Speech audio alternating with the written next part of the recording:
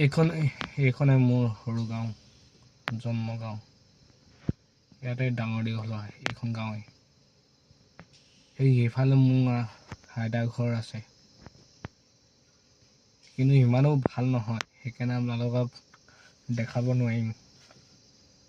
সেইকাৰণে মই গাঁৱৰ ৰাস্তাবোৰকে দেখাইছোঁ, গাঁৱৰ পৰিৱেশটো কেনেকুৱা।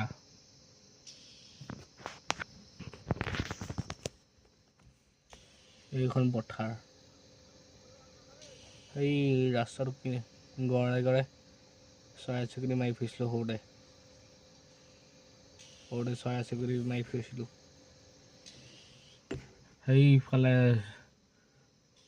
সেইফালে গোটেই হাবি আছে, হাবি জংঘলে সোমাই সৰুতে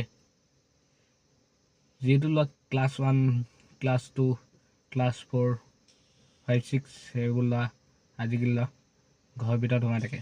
আমি গড়ে গড়ে উঠি চৰাই চিৰিকটি মাৰি থাকোঁ।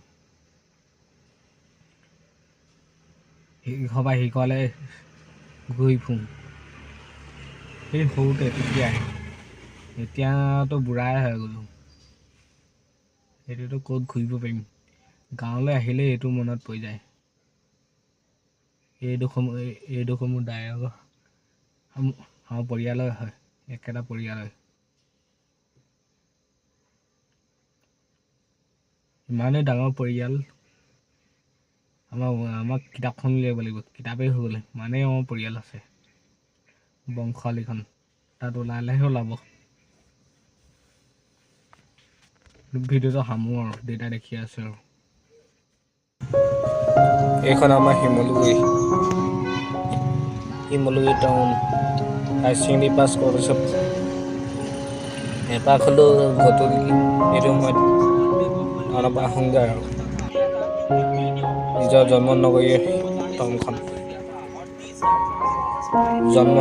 নগৰখন ক'বলৈ জনা নাই, তথাপিও কৈছোঁ ভঙাকৈ নজনাকৈ।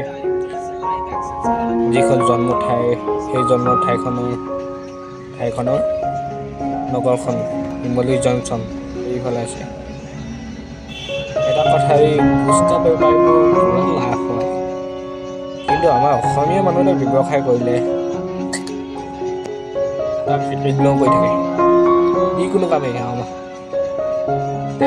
মই ব্লগ বনাই আছোঁ, এতিয়া কোনো ছাপোৰ্ট নকৰে, কোনো লাইক এটাও নামাৰে, কোনো ছাবস্ক্ৰাইবো নকৰে।